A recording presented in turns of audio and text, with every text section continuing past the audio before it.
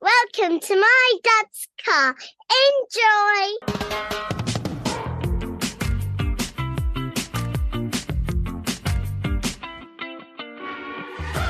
Welcome to My Dad's Car, a podcast discussing our personal relationship with automotive nostalgia. And you know what? It doesn't even have to be about your dad's car. It can be your mum's, your grand's, your parents', guardians, or even a neighbour's. If it made an impression, let's talk about it.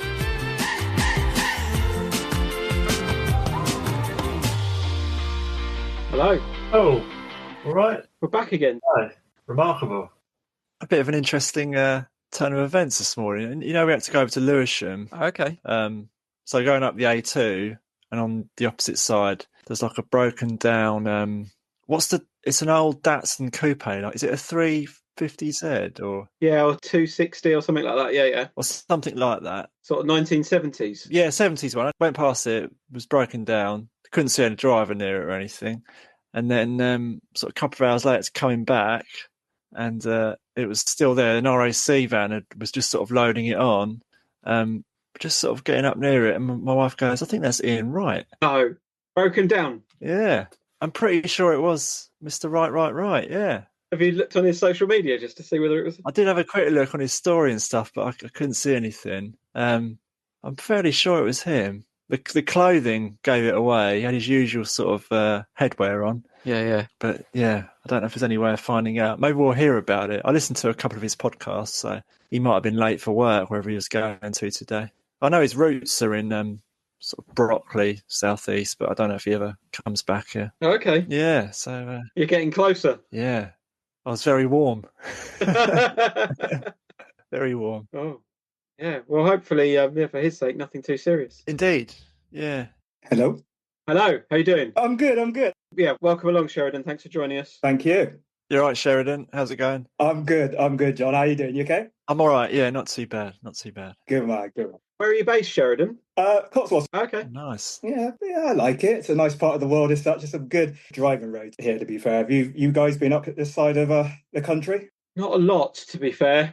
Done a little bit up there, but not kind of sort of family trips and work trips rather than sort of driving holidays. Yeah. I've been to Evesham a few times. That's quite close, isn't it? Yes. Yeah, that's not too far away. 846. Once again, that can be quite a good one. Really like it up there, actually. Yeah, my wife's great aunt used to live up there. So we used to visit now and again. But she passed away last year, actually. So Sorry to hear that. Those trips have come to an end, sadly, yeah. But no, it's a nice neck of the woods. Yeah, it is. And it's almost like Motor City, as in the Midlands and what have you. So there's some real good hideaway cars and things out there. You know, I like it. I'm a Bristolian born and bred. Right, okay. And, moved up. So, quieter life, let's just say.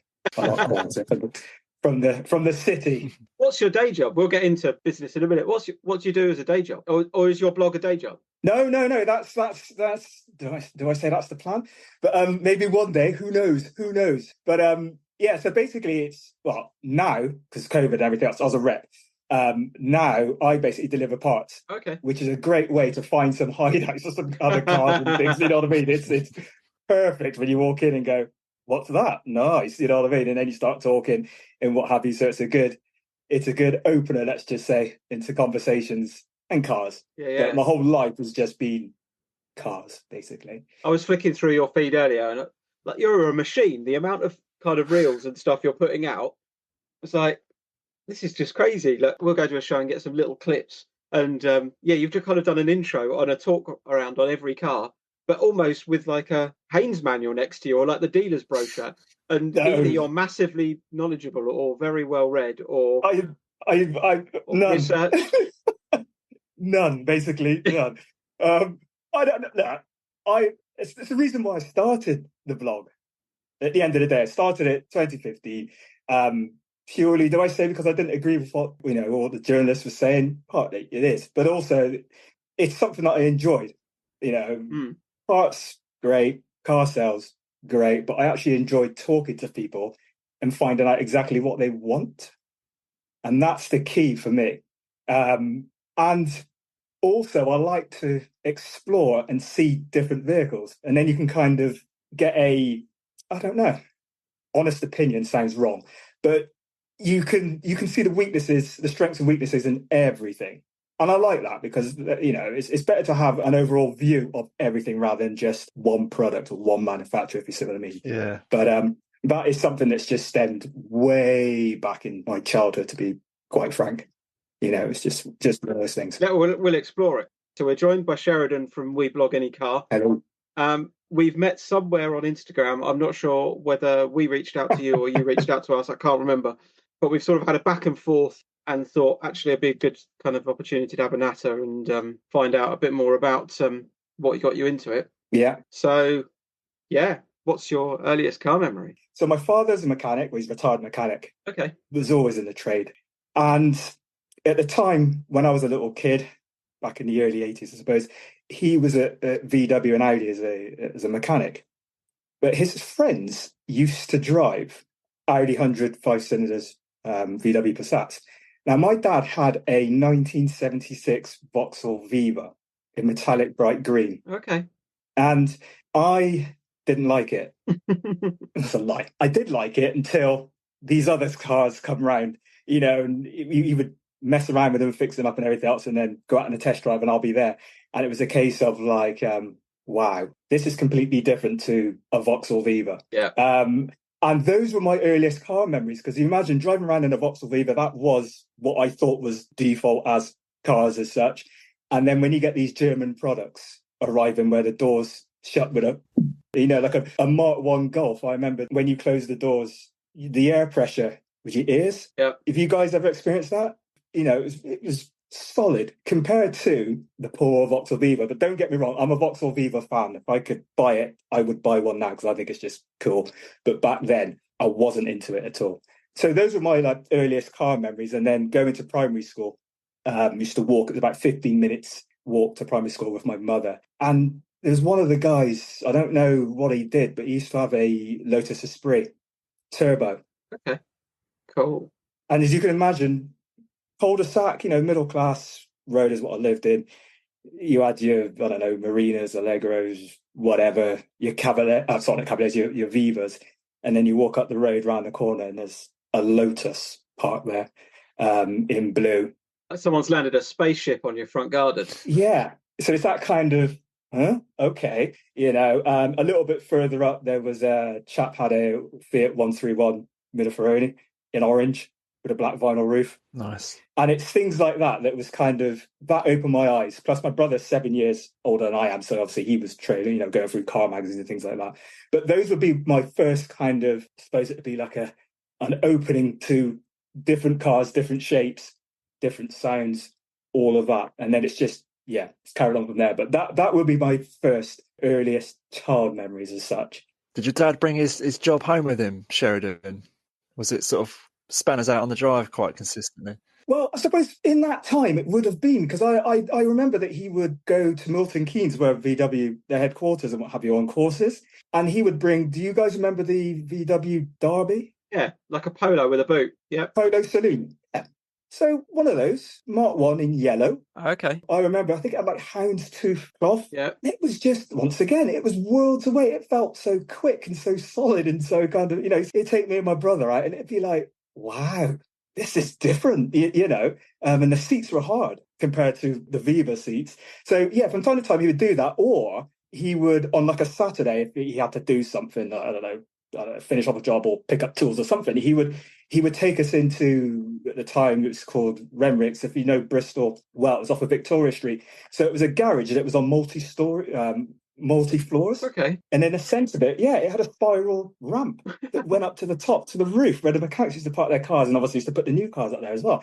But it was like, we never used to get out. So we were just in the car and we would just like look around, and there were Beetles, the original Beetles as such, but there would be Polos and Audi coupes and things, once again, world away of what me and my brother were used to with the Vauxhall Viva. But and to be fair, that Viva never let him down.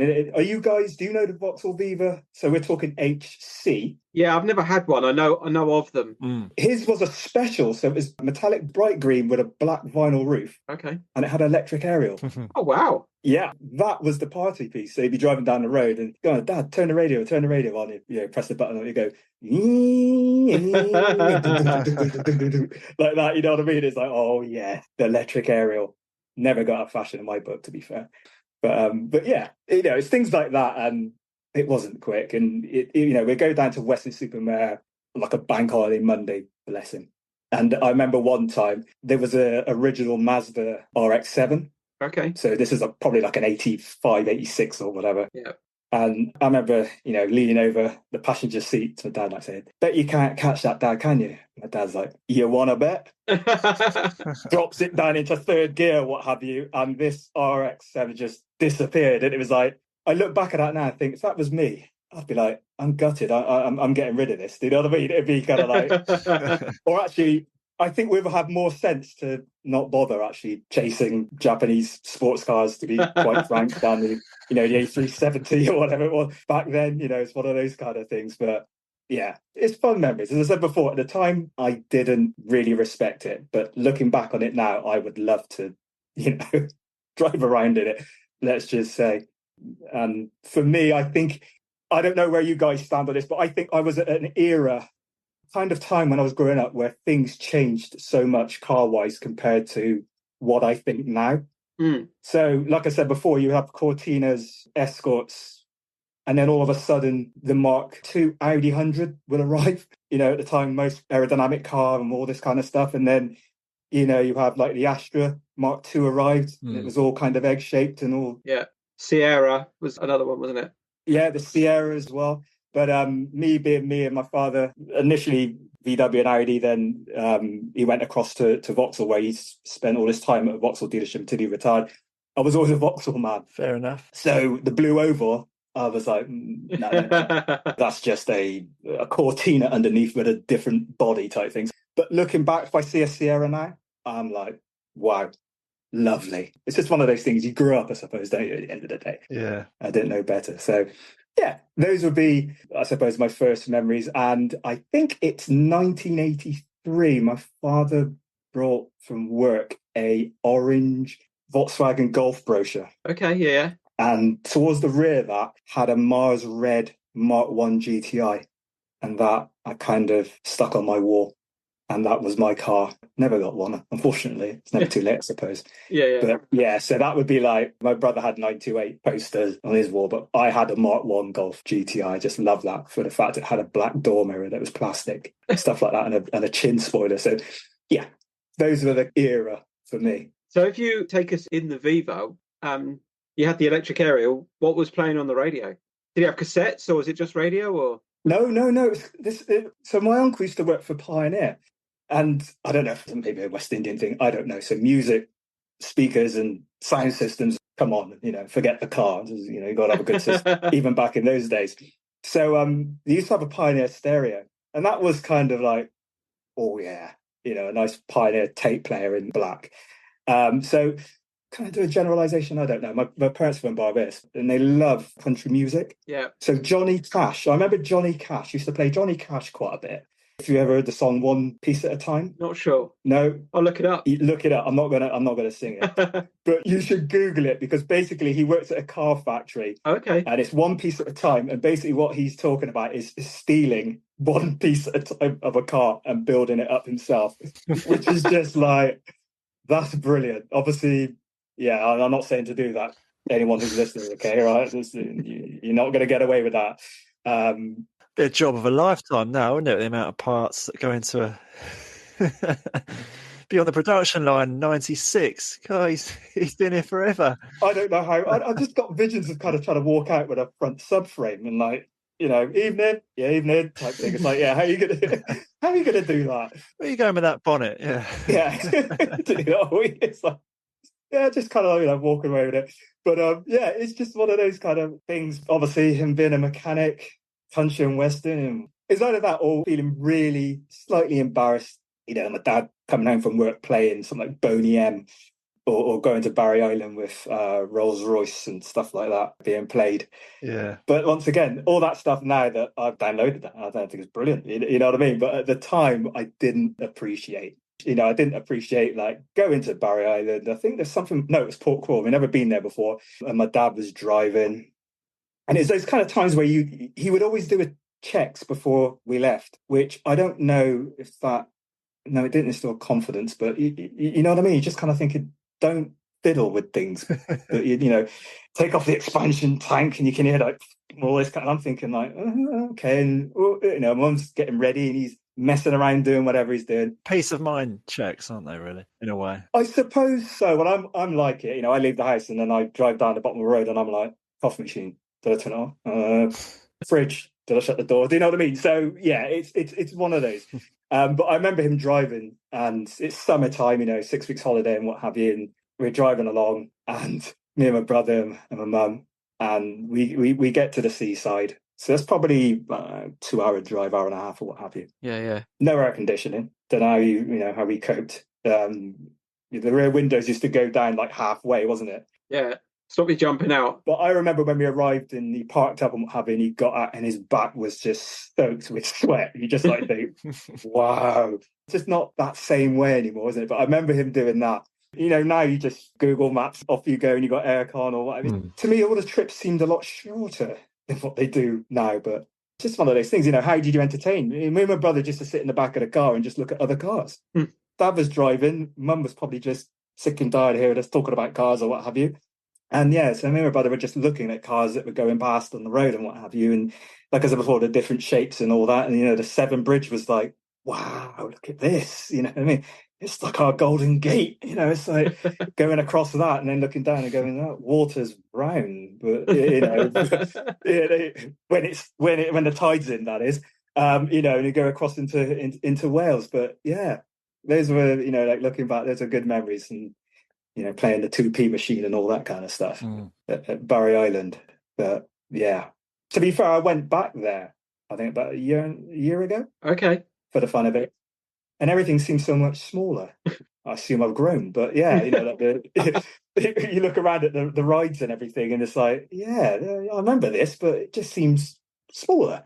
But yeah, it's probably got a bit of a cult. Well, it must have like tourist has. attraction thing now, isn't it? Obviously, after what's gone on there. Yeah, it has. Yeah, I'm sure, but they definitely put it on the map. Do you know what I mean? But I won't say that we found it because we didn't find it, but definitely now it's got like a coolness to it because of, you know, what's on TV and everything else. So yeah, that is cool. So after the Viva, he went and worked for Vauxhall. What did you say he went for? Yes, he went to work at Vauxhall, so that'd be like mid-80s. So he's always, because I asked him that question, I was like, Dad, why Vauxhall? You're always with Vauxhall.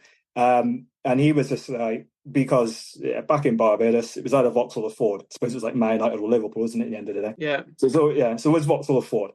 He said they were cheap. And when you come over here, once again, they were cheap, but you could also just go in a scrap yard and get whatever you needed. So that was the reason why that he stuck with Vauxhall. Yeah. So after the green Viva with the vinyl roof, the Viva S, which apparently was a special that they did at Luton. Okay. So there's not much information on it, which is just a shame anyway. He then was going through the phase of what car to get next. And obviously, you know, me and my brother would probably be like, yeah, get a BMW 3 Series or whatever. But no, it's going to be, a Vauxhall. Get an Audi 100 like everybody else, because the sound of a 5-cylinder engine to a little kid like myself was just like, wow, compared to the, I don't know, Talbot Horizons that were parked in the street. Does you know what I mean? It was just like that. The sewing machines. Yeah, that sounded a 5-cylinder engine, and then you're watching Grandstand with the RSC Rally and you hear the Quattro and all. It was just like, wow, get an Audi, Dad, get an Audi. No. So I remember he came home with a J-Type, so a Mark II Vauxhall Cavalier. Okay. Hatchback in beige. Of course. Yeah. Was he getting them as company cars, or was he buying it? Or No. That could be his car to buy. So he would have got that from the sales department and basically said, could I just, I don't know, see if it fits in the garage, or does, the wife like it type thing. Yeah. So yeah, I remember he came home on a Saturday with that, and me and my brother were just like, do you know what I mean? Because that's just like, yeah, okay. But to give it its due, I remember him driving it, and we're in the back, and it was an auto. Okay. And it felt so fast. So like noisy, fast, but also felt million miles from the Vauxhall Cavalier. Because I remember my mum like, slow down, Howdy, and what are you doing? You know what I mean? Because it's like, and I don't know how fast that he probably wasn't. To us, it felt fast, but it probably really wasn't, that fast. But it was just worlds away. But anyway, so then it was a case of looking for another car and what have you. And then he turned up with a Mark II Vauxhall Cavalier saloon. Okay. In brown with a beige interior. And that Cavalier, once again, another car that if me and my brother could find that now, actually, I can't speak for him. That's wrong for me to speak for him. The Viva, definitely he would. I don't know about the Cavalier, but I would. So this would be when, I suppose, just before I was going to secondary school. Give him his dues. So you had the Mark II Cavalier, and then I think it was 1985 or 1986, they then facelifted it, and they put like a light bar on the back of it. Yeah, and a slightly bigger grille, and they changed the interior and the steering wheel and what have you. So my dad's was the version before that, which didn't have the light bar. But hey, working at Vauxhall and all that, not a problem, is it? So he got the wheel trims, he changed the front grille, and he changed the rear lights because he got the light bar and they had the black lines that went along the lights as well. Yeah. So he basically made his look like a version 2 of the Mark II Cavalier. Yeah. But it was brown. So my mum was working nights, well, till I think it was like 10:30 at night. So I'd come home from school. My mum used to go to work at 6 o'clock. So then my dad had a word with them at the garage and what have you, and they were like, that's fine, he can come or what have you, because obviously, childcare and everything else. So he would pick me up, and they were working late. So in those days when I suppose garages are really busy, I think he'd start work at like 8 o'clock or so. And if you're doing a late, they would finish at, I think it was 9. Oh, wow. Yeah, because it was busy, and it was a lot of cars and things, and I suppose there were good days or what have you. So what he used to do, he used to drive home about, looking back, I think it was about 5:30 or 5:15. He'd pick me up, he'd take my mum to work as well, and then go into the garage, which I enjoyed. Now that garage, I remember correctly, it was the biggest in the Southwest. It's not there anymore, fortunately. And I remember I used to go into the workshop, and there'd be like, like a new car that's waiting to be PDI'd, what have you, to go in the showroom, what have you. They'd be like, yeah, just sit in that. Oh, okay. So I'll be just there doing my homework in a garage whilst the guys are all around doing what they're doing, you know what I mean? And once again, so then that would be, if I remember correctly, the Mark III Cavalier came out then. So then that was like, whoa, this is just kind of worlds away from the Mark II Cavalier. Dad, why won't we get a Mark III Cavalier? You know what I mean? But those were, I suppose you can say, the days. Yeah. And I do remember a guy who was the auto electrician that was there. I know this has nothing to do with like what my dad's got, but it's just popped into my head. He had a Mk1 Golf GTI. Oh, right. I remember that. It was in black. It was actually a campaign. Nice. Yes. And I remember, because he's in the trade and what have you, he's working for himself. I remember seeing him probably about, 7-8 years ago. And I said, remember you had your Mk1 Golf GTI campaign? He was like, yeah, I do. Yeah, I sold that for £800. Oh, no. You know what I mean? You kind of think so, yeah, but you weren't, that's crystal ball. You weren't to know really at the end of the day that thing would probably be worth 15, 16, 17 grand now if you kept it in cotton wool, do you know what I mean? But yes, so going back to the memories of driving, sometimes he'd come home in different cars as well, actually, to be fair. Okay. From like an Escort XR3. I remember that he picked me up from school, and I felt very kind of like, hey, you know what I mean? This is kind of cool, As I said before, I didn't really appreciate it at the time, but it's rose tinted glasses. You look back now, don't you? Just think, wow, Yeah. They were good days, and I'm sure they were good days in the automotive industry as well, with what was going on. Yeah, and I'm not too sure that kind of thing would happen again with health and safety. Actually, I know it won't, to be quite honest with you. A kid going home or doing his homework in a car or in the canteen area, which was interesting, let's just say. Whilst my mates would be like, what did you do last night? Playing on the computer or watching football or went out playing in a park or what have you with your friends. And I was like, oh no, I was, down looking at a Cavalier GSI. Which, I just think is just absolutely brilliant. And for me, I kind of think just look, if the teachers at school looked up and went, right, Sheridan, okay, this is algebra test, instead of, I don't know, A equals whatever, it would have been better off to say, right, if you've got a Cavalier GLS minus a Cavalier GL, what does that equal? And I'd say a Cavalier L. Do you know what I mean? That would have been better if they'd done that with me. I would have done a lot better in school, because that was where my head was at. Really, it was just purely all cars. I remember my parents had, we had a Mark II Cavalier. Mm-hmm. My mum and my stepdad had a Mark II Cavalier, a white one. Yeah. Which I think it was either a 1600 and the engine went and they put a 2 litre in it, or it was a 1800 they put a 2 litre in it. Right. Yeah, that was good. DMX, I think, was the last three on that. And then my dad had a sort of a champagne-coloured Mark III Cavalier. Mm-hmm. Not new by any means. Was that a GL? It was fairly well spec'd. I don't know what. It wasn't SRI or GSI. It wasn't kind of fancy. It was hatch rather than saloon. Yeah. But yeah, that was a nice car actually. That was comfortable. Yeah. They're like I said before, it felt worlds away.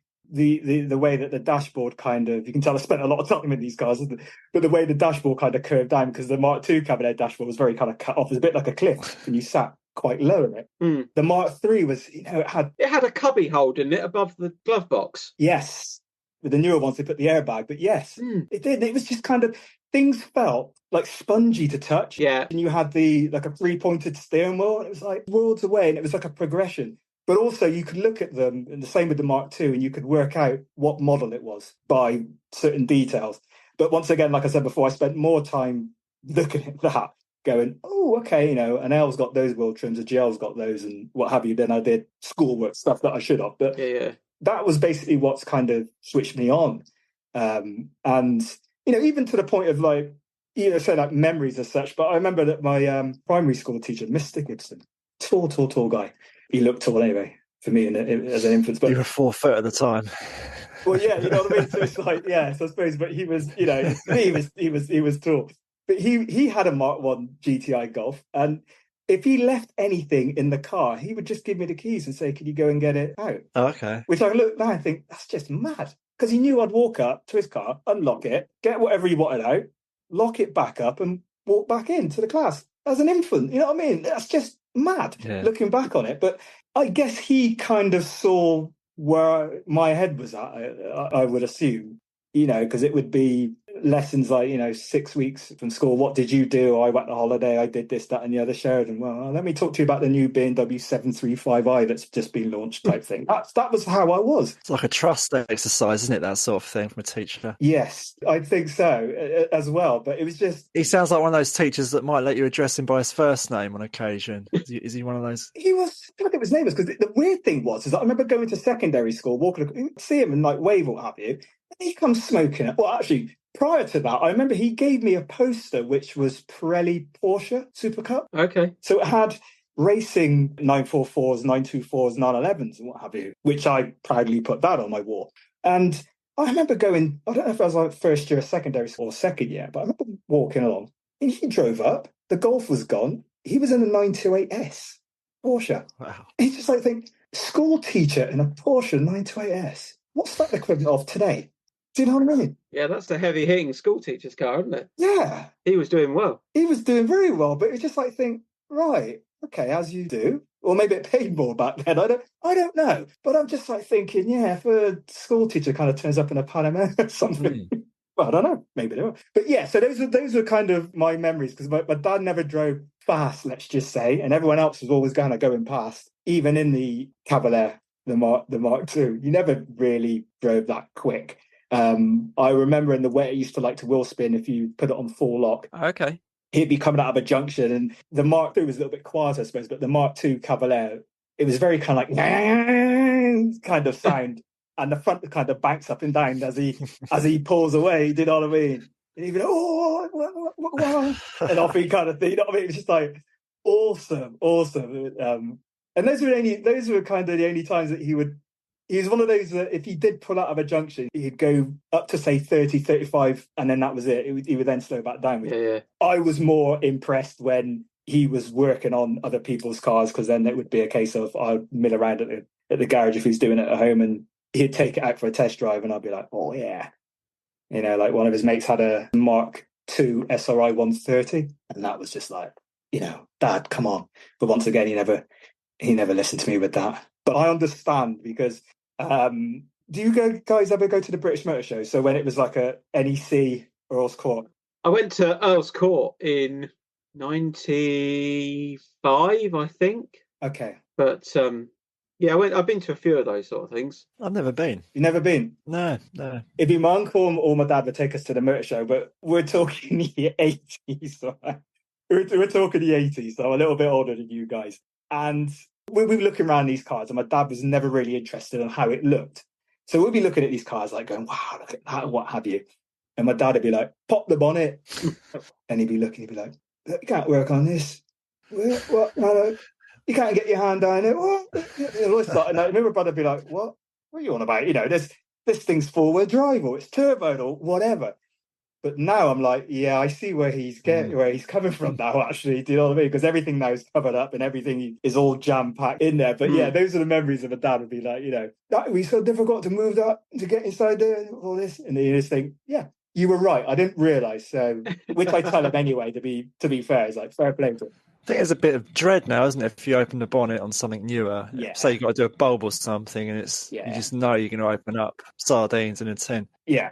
Or take the front bumper off and you just like think, headlight, well, you know what I mean? But it's just those days, they were kind of coming as such. But yeah, he looked at everything in a mechanical kind of, how could I fix it? You could do a wheel bearing on the side of the road type thing on a Mark 1 or Mk2 Cavalier. You can't do that now, can you? Well, you can, but you know what I mean? Yeah. Or a clutch, let's just say, because a clutch now you've got to do subframe, isn't it? But before you could just, the three of us could have just done it type thing.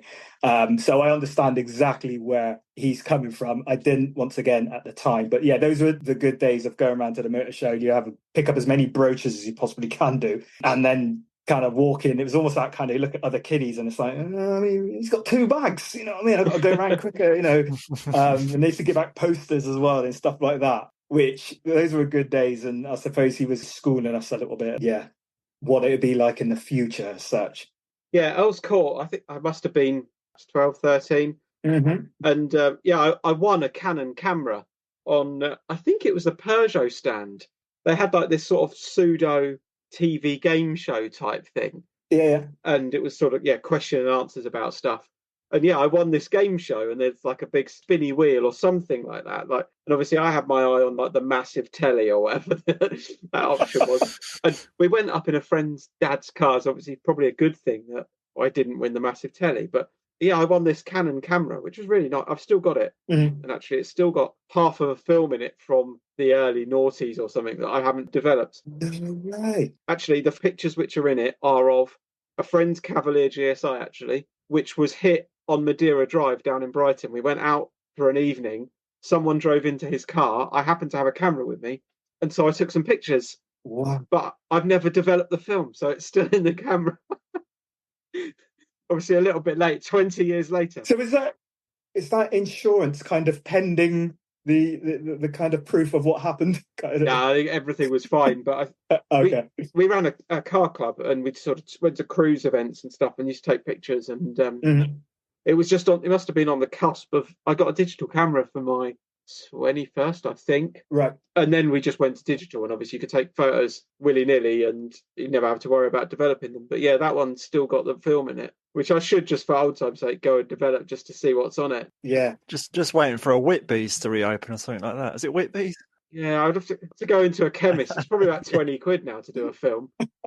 I like it. That's a fruit. But you should, because it'd be interesting. It'd be very interesting to see what's on it. Who knows? What's smashed up Cavalier GSI, and I don't know what else. I think so. They're waiting for the evidence. Do you know what I mean? They can then close the case for the insurance company. I'm sure it got sorted. Sure it did. So. Did your mum drive, or does your mum drive? No. No. She doesn't. She doesn't drive. I remember I took a car park type thing, and I had a Mark II Golf, and I was like, this is right foot, left foot, and what have you, clutch, etc. Nah. And my mum says no. It's no. She does not drive. But bless her, she knows her cars. She would say to me, I saw this car with pretty rear lights or what have you, and I think it was an Alpha. It's like, play. Do you know what I mean? It's like, fair play, through someone who's never driven, but was in a household. Well, my dad didn't really talk about cars, to be quite honest with you. But obviously, me and my brother, we definitely did. And myself, totally, because I'm a dreamer. So I was just cars. I am actually very impressed that, this lady that's, she now kind of 80, is telling me that she's seen this pretty Alfa Romeo rear lights, or isn't the Fiat Small, the little 500 and stuff like that, when she's going to get her shopping or what have you, or going up to the doctors, which is kind of like, that's kind of cool, Was it kind of, family viewing Top Gear, that sort of thing? Obviously, considering what you do now, like, were you inspired by that as well? Yes, but I was more of a William Willard, Chris Goffey. Okay. Yeah. So you guys are more 90s, right? I was born 83, so Oh, 83. Okay. I'm 41 now, so Right, okay. So you kind of remember... I know the name. I couldn't put a face to them. Okay. Yeah, so that was when kind of Top Gear was a half an hour program, and they would go for everything from, how it drove to the size of the boot, blah, blah, blah. But you'd have Chris Goffey was the guy with the beard who would be like, "This is just an absolute great car through the wood, through the mud." And then you had William Willard. Willie Willard was my man. He was the guy that always put his leg up onto like the bumper. Oh, it was a lunge. Yeah, so look, with his hand on his hip type thing. It'd be, this car does 75 miles an hour. And it was just that kind of viewing for, actually, my dad would be there as well. But that was the viewing for the three of us. My mum was always in the kitchen. She was always doing something. She was never really, doing that. But for us, yes, definitely, I'm an old school Top Gear. Don't get me wrong. I watched the newer Top Gear and what have you. But for me, that was when, Yeah, I remember it kind of, I guess, Quinton Wilson, probably Tiff. Yes. Vicky Butler Henderson, like pre-Clarkson sort of era. Yes. Yeah, probably Sunday night or something, wasn't it, I think? Would it been, or was it a Thursday? Was it Thursday evening? Yeah, I think back in the day it was like Thursday 8:30, wasn't it? May have been, actually. Thursday evening at 8:30, yeah. Yeah, possible. After, I think Tomorrow's World was on at 8 o'clock or something like that. Yeah. And then Top Gear might be on. It was something like that, because I was thinking, you would have had that. It would have been Chris Goffey. I think it was Tony Mason. Remember him? He used to do a bit of rallying, I think. Yes. That's right, yeah. And obviously Quinton Wilson for your second-hand car. And Tiff Nadell got involved, didn't he? It was a good spread. Because that would be late 80s, early 90s? Yeah. Yeah, this would be sort of early to mid-90s, I guess. Yes. You definitely had to get up to change the channel, didn't you? It wasn't Yeah. Yes. no remotes there. No.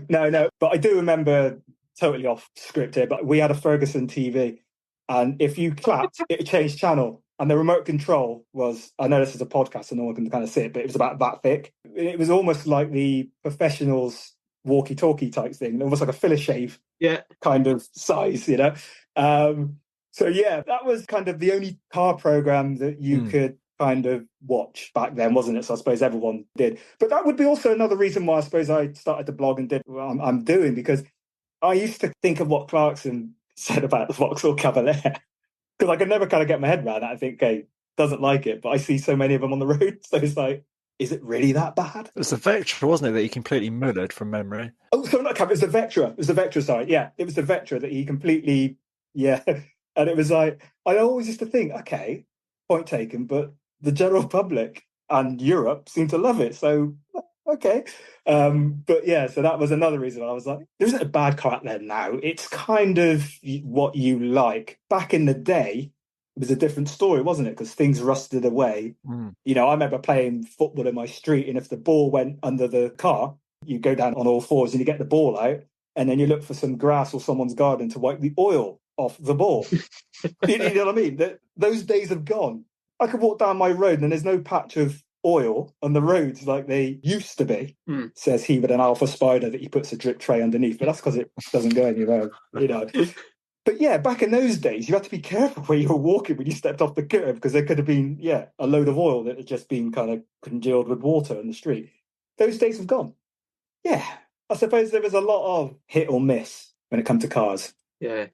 I guess you played a safe bet, didn't you, with a Ford, or say with a Vauxhall, or maybe with a Volkswagen? Yes. Or you rolled the dice, perhaps, with kind of something a little like an Alfa or a Fiat. Yeah. Or maybe less so with the French stuff. The French stuff was probably reliable out of the box, but obviously maybe didn't last the test of time. Yeah, and they were just wacky, even for me 2CVs. But I remember that was another thing. Primary school, Miss Jones, she had one of the original BXs. Yay! In like a beige colour. Like a Nice. sand colour, where the bumpers were a different colour to the bodywork. Okay. Yeah, so this was the original. So it might have been like a 1986, like a C-plate BX. But I remember that rolling up and being like, there's nothing on the road like a BX, apart from a CX. And they're both Citroens, you know what I mean? Yeah. That was just out of this world. That was kind of early body colour bumpers as well, wasn't it? It was almost like dyed plastic rather than painted plastic. Yeah, you remember? Yeah, exactly. And it was just in that kind of, it was like safari. If you put that in the sand dunes, you wouldn't see it. But yeah, I remember she had that. But, and then you said about rolling the dice, because I said about the 131 Mediterranean Fiat that I used to walk past going up to store. Yeah. He or she never saw the owner of it. It just used to park there. That disappeared, and then they had an Alpha Sud. Heavy rainstorm. Hey, I'm not having that. Okay, I'm not having that. I'm a lover of those cars. No. Probably got rubbed off on the grass on someone's ball that got attached to it. Yeah. Someone volleyed a ball into it, and that was it. Dog walker treading it. What's this? No, I'm not having that. But no, I'm not having that. He or she bought an Alpha. Can you throw my feet back, please? No. Because that's the thing. Because I have this conversation with my mates as well, and like, you know, all the cars back then used to rust. Be it your Vauxhalls, your Fords, your Datsuns, your Toyotas. I suppose some rusted faster than others, maybe. I don't know. But you know, that TC engine was great. Let's be fair, that's bulletproof. But yeah, that was gone, and then an Alpha Sprint Cloverleaf with the green stripe, you know, around the bumpers, what have you. And that was like, oh, I want one. Once again, missed out on that because I should have bought one 20 years ago as such, when they were nothing. But now, if you can find one, yeah, they're quite a bit of money now, aren't they? I remember as a kid, actually, I used to go to Scouts, and there was another boy I went with, and his mum, she'd been lent an Alpha GTV coupe by a family friend to run around in. So obviously it was I guess, surplus to requirements, these other people. Yeah. And they just lent it. But remember the smell from that, actually. But obviously now that's kind of a really sought after sort of 80s cool car. Yeah. But back then it must have just been a second-hand 500 quid banger. Yeah. I don't want to sell it, but yeah, if you want to use it for a bit, yeah, run around in it. And yes, silver, I think it was. Yeah. When you finish with it, just leave it there. Yeah. Yeah. You know, and it's like I said before, because I get that. A lot of people send messages when I put something up, you know, like a car, what have you, in the 80s, and then they said, I had one of those, and a bit like Paul did with the GTI. And it's just like, and I always just say it, crystal ball, if only we knew. Yeah. We didn't know. You know, Cavalier GSIs were all over the place. Nova GTs were all over the place. We didn't know. Now look at it. You see it playing out, don't you, nowadays? Well, obviously, people kind of trying to second guess it. Like if you look at modern cars, like the Yaris GR came out, and everyone went wild. They were like, this is going to be the one to buy. And then now you kind of see that people are putting them up for sale because I guess they're getting itchy fingers.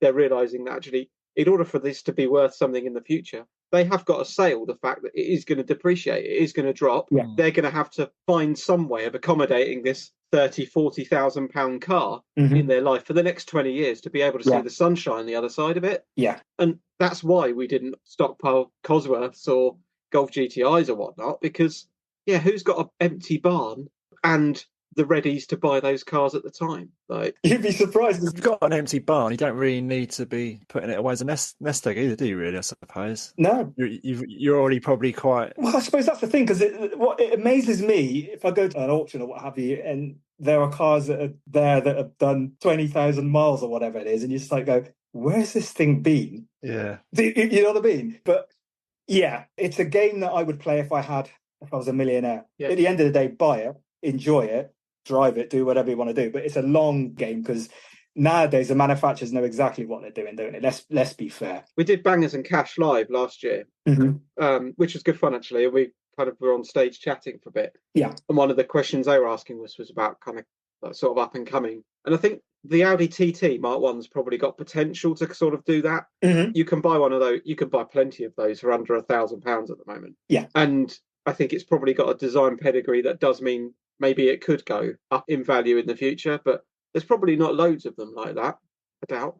How long? What kind of time scale are you talking? What, that it'll go up in value? Yeah. I reckon next 5 years they're going to be... You reckon next 5 years? I reckon they could be I reckon if you bought something at £1,000 now, looked after it, give it 5 years, it could be a £4,000 or £5,000 car, potentially. Yeah. I hope we don't have to go through COVID again for that to speed up the process, though. Yeah, fingers crossed. That wouldn't be good, would it? No. But yes, because it's finished. They don't make it anymore.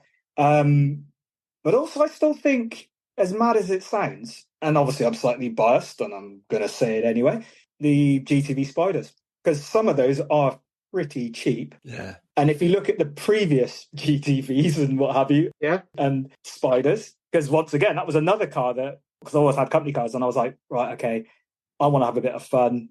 I was selling Fiat and Alpha, and I was like, do I buy the original Spider, like the S1s, or do I go for the 916 GTV Spider? And I thought, wow, I want to be driving it. Yeah, it's going to be rusty if I go for the original Spider, and I didn't. And I look at the prices of the two cars now and think, yeah, I made a mistake there, didn't I? Like the graduate Spider or like the wedge. So you've got the wedge type shape here. Is that what you mean? We're talking, so like 1990, the last of them are 93s on the K, I think, as well. Okay. You know the ones? So, yeah, so the GTV Spider, like what I've got, like the GTV and the Spider, 916, 4 headlights and what have you. And then you've got the graduate one, kind of got slightly bigger towards the end of its manufacture, what have you, because they put bigger bumpers on and all the rest of it, with the ducktail kind of rear end and what have you. But they are worth a lot more money than my Spider. But at the time, once again, back in, I don't know, whenever I bought it, 18 years ago, what have you, they were kind of at the same price. And I was just thinking about maintenance, so I got my dad to blame for that, which is, it doesn't matter because I love it anyway. But it's just that kind of thing of, you're saying like which car, because they're different. Yeah, TT, I'll go along with that. But the cars now are kind of different to the way they used to be. And to me, it's like, I think they are. Yeah. As in, your XR2Is, your GTEs, your GTIs, they look really different because they kind of took stuff off and color coded stuff, wasn't it? You know what I mean? As in now, the high end of these cars, you have to look really hard to try and work out the difference between the models. Yeah. But yeah, I think you're right with the TT. I personally think the Mark III Golf GTI, because they're cheap now. And if you can find a 16 valve one, I think that would be good. And I also think the Mark IV, I think they're really good cars, like the 1.8 turbo. Yeah. I think one of the biggest problems for these cars, the tipping point in them becoming sort of more pricey, is the fact that Mark IV Golf is a great example. There's still so many of them around. That's the thing. I think until they become rarer. Yeah. Because also another great example is E39 BMWs. Mm-hmm. They are still like, you can pick those up for 800 to 1,500 quid. Yeah. Obviously, the cheaper you go, the more sort of bangerish they're going to be. But there are still tons of those around. Yeah. People have been saying for years that E46 M3, which I think eventually will be, mega money. Yeah. There's still 12 to 15 grand for an okay to good one. Yeah. But there's still so many of them around. That's the thing. And that's like the last straight six M3 stick, it's got everything going for it. It's got everything that you want. Yeah. But that price is still 15 grand for a good one, Whereas in reality, people are probably thinking by now, maybe it should be 30, 40 grand. But well, that's the end of the day. It's all about, supply and demand and how many are still there. That's why that's the question about the TT, because obviously there's a lot of those that are still around. But I remember the days of when I was working for a Porsche dealership, 928s. No one wanted a 928. That's not true, because it was a case of they were in theory trouble. Yeah. But 928 was 5 and a bit grand. An XJS Jag, 2-3 grand or what have you. And now I see them and I'm like, a nice one is 27 odd grand, isn't it? It's like 30 grand or what have you. Oh, if you find one with a manual gearbox, you can be spending 70, 80 grand on a 928 easily. Autos are 10 a penny, and you can get into one with an MOT for probably 8 or 10 grand. But how much you could be spending on that? Yeah, as you say, it could be trouble. Yeah. But yeah, if you want a manual one, I've got a 944. Good car. And that's kind of a similar story. I used to have one of those. I bought it 5 years ago for 5 grand, but if I'd have bought it probably 2 years prior to that, it'd have been a 2 grand car. Try selling one for 32.50, if I remember correctly. Mine was Guards red, black leather. I miss it dearly. Once again, I'm supposed to be about cars, aren't I? Speak of an experience, don't get rid. Keep hold of it. Yeah, it's not going anywhere for the time being. No, they will go up. Look at the S2s are 9, 10 upwards, aren't they? Yeah. And the turbos are 25 grand plus on some of those. So they will happen. But if you'd have spoken to me 20 years ago, 25 years ago, and say that a Renault 5 GT Turbo, or even a Renault Fuego, but like a Renault 5 GT Turbo would be worth the money it is now, or a Renault 1916 valve Charade or whatever it was, back then it'd be worth the money that people want for them now, I'd have laughed at you. Well, actually, that's a lie. I would have got a warehouse. Do you know what I mean? I would have spoken to my mates and said, look, we just all share it out when it comes to the rent or whatever. We just buy all these cars, like you said, a few of the Cosworths and all that, Nova GTs and Nova SRs, and just shove them in there and leave them. Yeah, it's just not, unless like John was saying, unless you're a millionaire, and in which case, what's the point? You're already a millionaire. Like, Yeah. it's putting your £1 million on red when you don't need to put your £1 million on red. Like, Yeah. just live off the interest or whatever it is. Buy some properties. Yeah. Play it safe. Yeah, I think, because at the end of the day, when it comes to, property, land, property, cars, no. Go land, property, then buy a car. You know what I mean? Not the other way around. Financial advice. There you go. Yeah, but I'm not Martin Lewis or anything, right? Okay, so that's not my speciality, finance. But it's just that kind of, I don't know. I'd love to have this conversation in 20, 30 years' time. Pencil it in. Oh, yeah, pencil it in. Yes, please do. Because I just don't know if we're going to have this period that we've had, this time, and the way things are. Because obviously, you can still get the manufactured parts and things like that. Back then, you just threw it away. Yeah. Like, I go back to that 131 Fiat.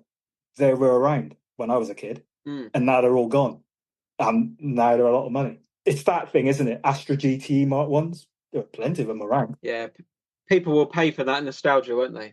Exactly. When there's not many left. But yeah, there's a street full of them. That's what's got to have to happen with the Audi TT. Yeah, maybe it's too good. Maybe it needs to be something that actually was sort of had a fault or kind of an issue. Yes. Like, I guess with the Fiat, like, they did rust. Yeah. And they didn't survive. And perhaps because of that, maybe the TT is too good. Yeah.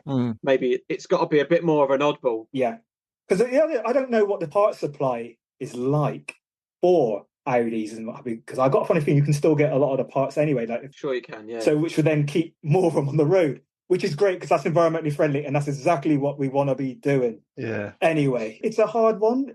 I know that when I finish with you guys or what have you, and when you finish with me, I will be sitting down thinking, what car? Why didn't I say that? Why haven't we mentioned any of the British stuff, like, Rovers and stuff? I guess you've got something like the Proton GTI or maybe the MGs or something along those lines. Yeah. Sporty stuff seems to do well. And yeah, they're not kind of surviving. They've gone to rock bottom. Yeah. MGZR and whatever. MGs are definitely in that class of, I can't believe the prices of them. And at some point, like the Tomcats, I think the Rover 200, I think they're great cars. I got a funny feeling that we'll have this conversation in 10 years' time or what have you, and be surprised at how much they actually cost. Yeah. I just have this funny feeling because but then you can still get parts for them, I suppose, at the end of the day. I don't know. It doesn't matter if you can get parts for them if the cars are all beaten up or rotted away, or if it's a £500 car and it's £500 worth of welding, 8 out of 10 people are going to scrap it. Yeah, I suppose so. And the numbers go. Yeah. So I suppose, I don't know. I haven't looked for a Viva HC like my dad's, but I'm assuming it's going to be £6,000 upwards, I would have thought. I guess. Yeah, but I don't think they carry Mark 1 Escort prices. No. Whereas actually they were on the roads at the same time, weren't they? That sort of thing. That's a tax, though. That's a tax, isn't it? That's the Ford tax that I don't quite understand. No. Really. I'm not knocking Escorts and Cortinas and what have you and Capris. I love them now. When I look at them, I'm like, that's so cool. But you put a Capri and equivalent, Manta, the Capri's commands a bigger price. I don't know quite why. And if you guys can tell me that, the reasons why, but I'd rather have a Manta. Yeah. So would I. That's half our listener base gone. Switch off. Christ, how we were on board with that for a minute. I didn't mean it. Yeah. As soon as you finish it, you go back on your word. Yeah. Put us down to 2 listeners, that would, Andy. Yeah. Our mums. Don't mention Fiestas. No, but my mate's got a Capri that he's selling, and it's just like you look around it and it's like, that's just great. It's awesome. Like at the time, I was a Vauxhall guy. But, side by side now, I've got proper respect for it.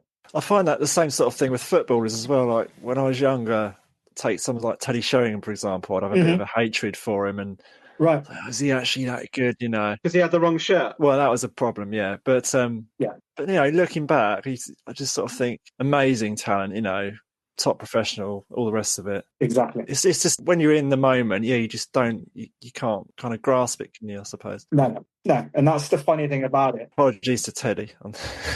Yeah. If you're listening, Teddy, but that's the funny thing about it. So it's just that I look at it. So hence why I love it when I'm looking at those older cars of that kind of generation, because there isn't one that I don't like. There was a Morris Ital that went through the classic car auctions, and I look at it and I said to my brother, it's like, if I had £4,500 and had somewhere to put it, I'd buy that, because it's just nostalgia. and you're preserving it at the end of the day. You know what I mean? It's like it's in my care. I can take it to shows and drive around it and what have you. You know, as a kid, it wasn't like I want. Actually, I did quite like them because I had black bumpers and what have you. But it wasn't like, you know, I'd rather have a Mk2 Cavalier. But I've just got an appreciation. It's like fostering children, isn't it? But in sort of automotive terms. Like, oh, Yeah, you know what I mean. It's that kind. Poor little car. I'll take you in. Yeah, I'll take it in. Come on in. Trust me. You should speak to my other half. She'd say to you that. That's how I look at it. You know what I mean? So maybe in, I don't know, 20, 30 years' time, we'll look at the new Hyundai, i whatever, and go, cool, I remember that. At the time, I didn't like it, but now, yeah, I don't know. It'd be interesting to see where we go with all this, with the cars and everything else, you know. But definitely for me, late 70s, 80s, 90s is the sweet spot for me. I think that's as good a place as any to end it, isn't it, Andy? Absolutely. That's fantastic. Thank you very much for joining us, Sheridan. It's been good fun. Not a problem at all. It's been a pleasure. Keep doing what you do. It's great. Cool. Cheers, boys. Bye-bye. Bye-bye. Cheers. Bye. Bye. Cool. That was a long one, but good fun. It was a long one. I think, yeah, he gave quite a lot on that. And it did feel like we could have this conversation for hours. And obviously, in the back of my head, it's like, somehow I've got to edit this. Yeah. But, yeah, great to have him on board. Some nice stories of Vauxhalls and doing his homework in the dealership workshop.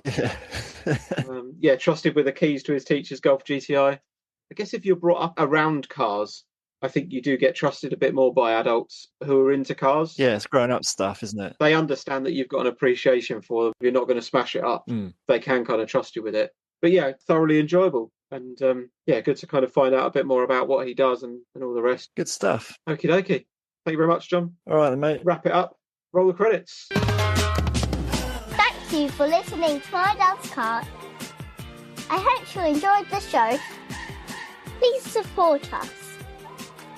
Buy us a coffee and subscribe. And tell all your friends.